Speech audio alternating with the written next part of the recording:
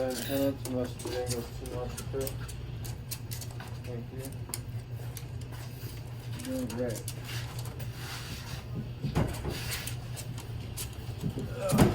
So, taking these guys out.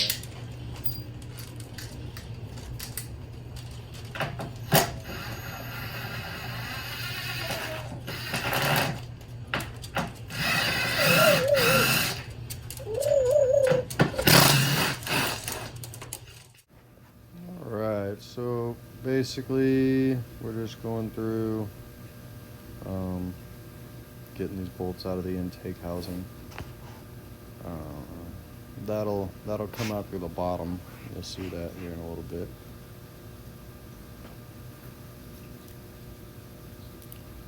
Fighting with tools per usual. Where'd the 10mm go? Where'd the 10mm go? There it is. Great. Nuts getting stuck in the freaking socket, so that's an ongoing joy. But yeah, I'm gonna trim this down a little bit because it's pretty boring. I'll skip ahead. But yeah, just gotta get all these bolts out.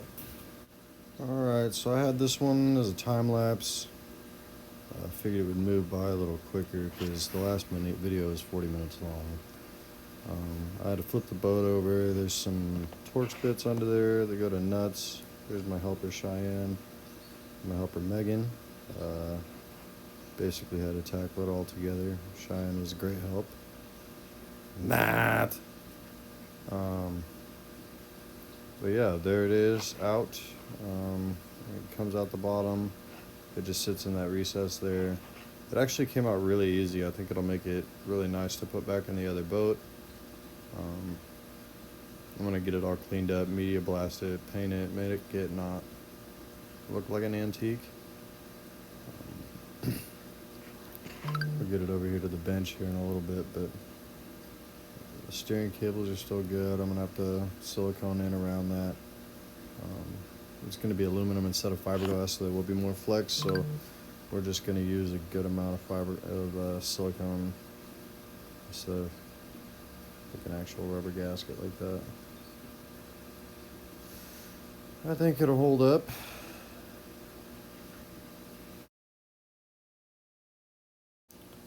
So we're back at the bench. Got the jet drive set up here. Gonna start taking off some linkages. Try to get this nozzle off.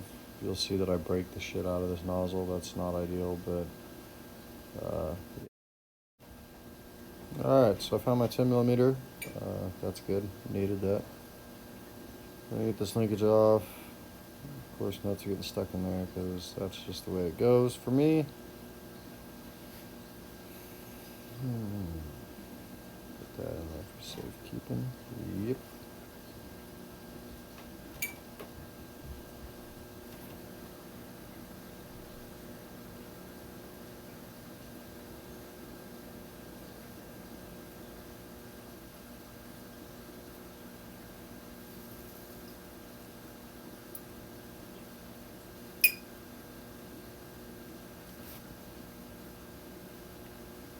Oh man, how do you get this out of there? Well, it's not split, so I think you just have to take the front end off and then it pulls through.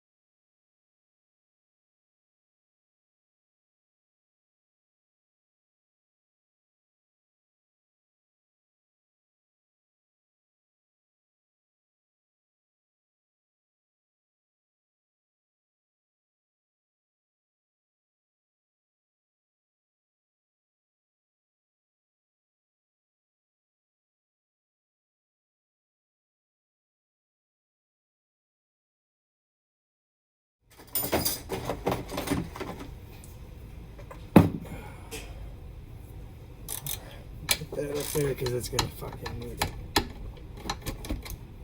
It's not going back together without it. This goddamn shit is gonna pain in the fucking ass.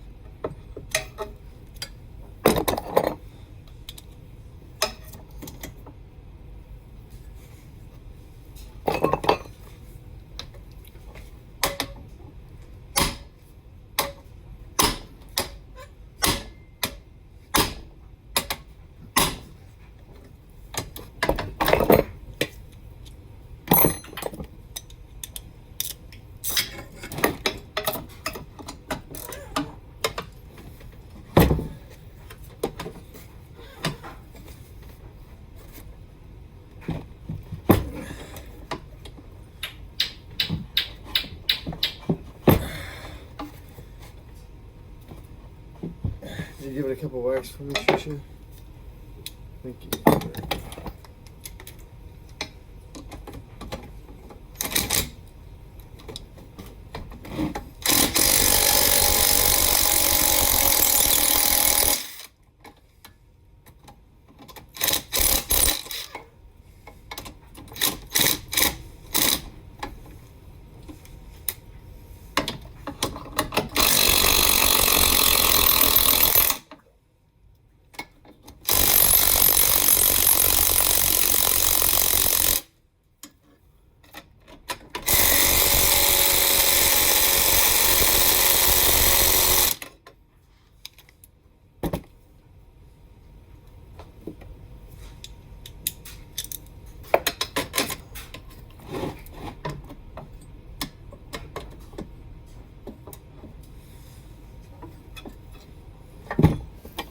To be honest, these bolts were an actual, they were an actual motherfucker.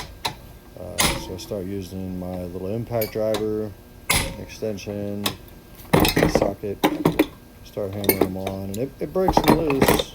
It's not really the most exciting or time-consuming way to do it, but it's a handy tool to have, and I've noticed that a lot of things on this boat don't want to participate. Oh my god. Like this right here. I'm wrestling the fuck out of this intake, trying to get these bolts out, and they're just not coming. They don't want to participate. Especially those bottom two. Like, I got the top ones out a little better. The bottom two, not so much.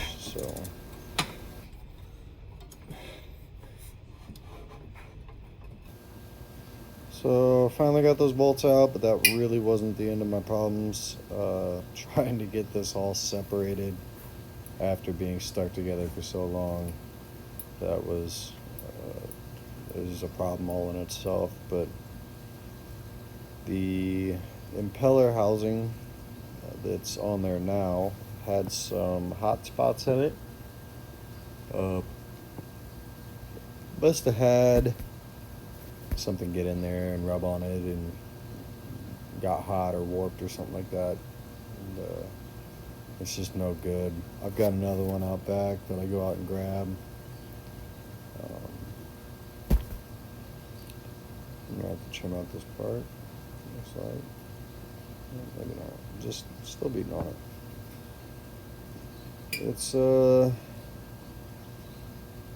It's fighting me. It's being a real pain in the ass. So I finally got a clamp through the bottom of the workbench to kind of hold it a little bit, but as you can see, it just kind of moves. Camera angles are piss poor. You can kind of see it separating a little bit. That'll be the outside cone.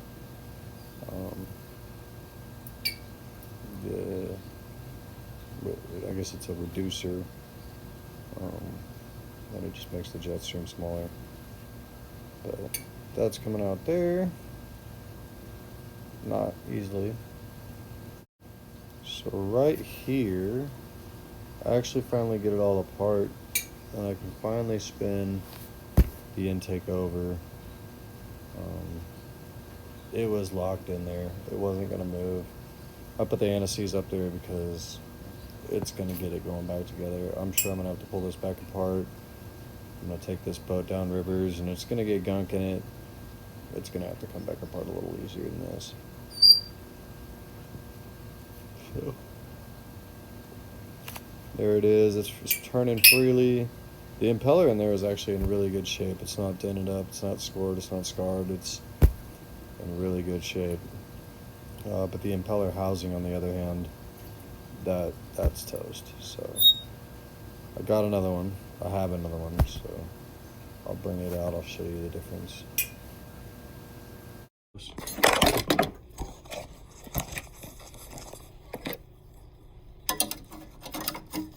Hey there, YouTube. Take a look at my nasty little bird. So I used to puke and poop and shit, fart all over the damn place. Name's Cheyenne. No, pretty cute, but she just likes to shit and poop and puke all the freaking stinking time. Walk.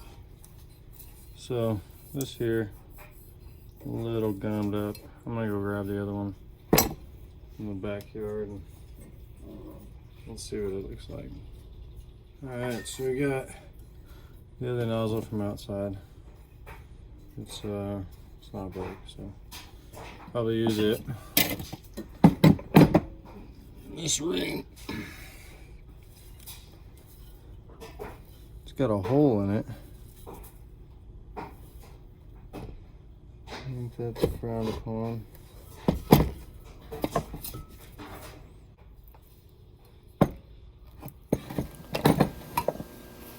So I'm gonna take this wire brush, clean up the edge of this a little bit, so it fits in that housing nice and easy. Comes right out, goes right in. Just had a corrosion on there. Aluminum likes to do that. Look at them alloy wheels and stuff, they do it all the time. So scrub that down a little bit.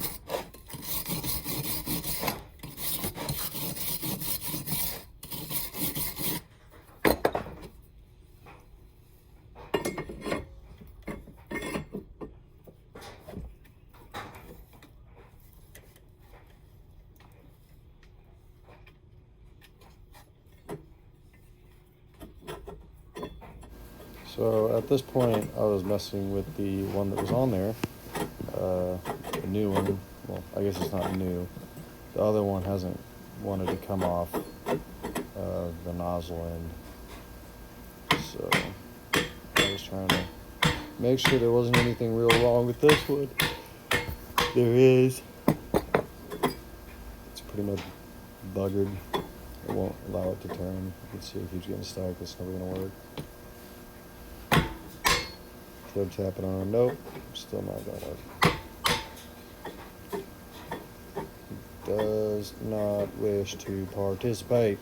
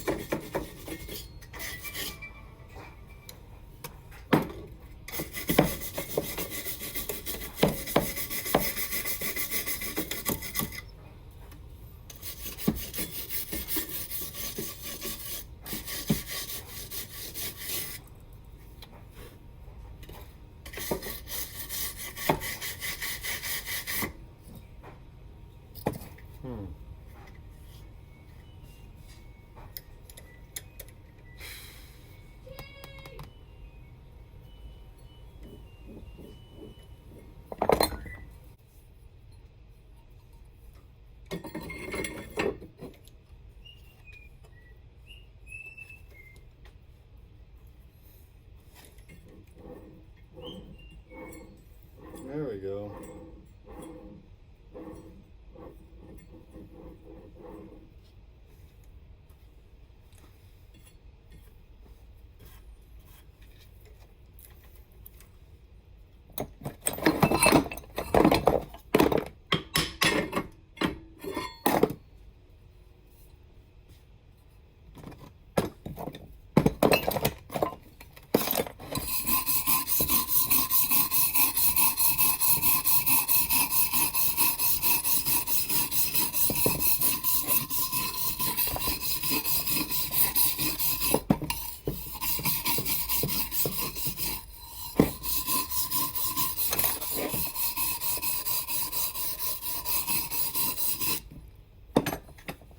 So we ended up going with this other housing, obviously.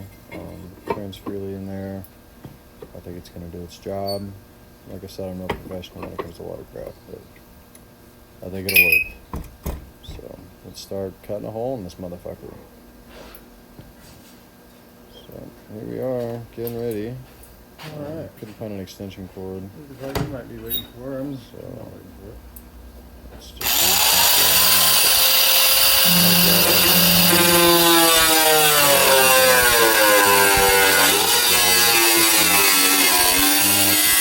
that middle ridge up a little bit further. Then we get a little closer. I could stop yawning a little bit. Pretty tired.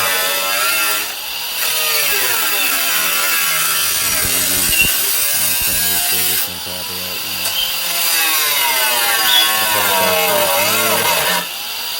Nothing too exciting, just gonna cut in the hole.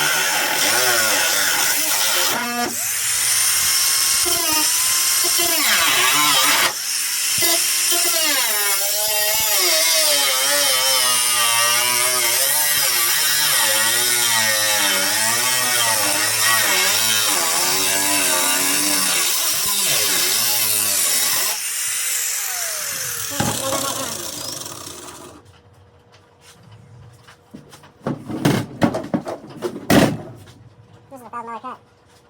This is a $1,000 cut right here. If I don't cut it right, I spent $1,000 somewhere about.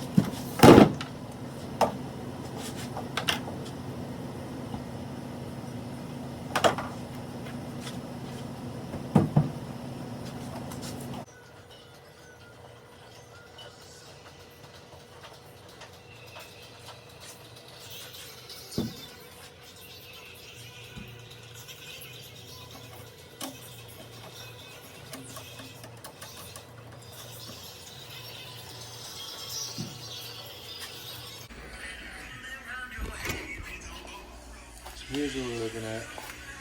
It is a very good angle, so I'll just skip these parts. So here's where it's going to sit. It's in the middle. And then you got to come down here about 6 inches into this bulkhead. And then that'll essentially replace this. It's right here. Why is this so zoomed in? It just comes weird. Yeah, we'll start trying to get this opened up.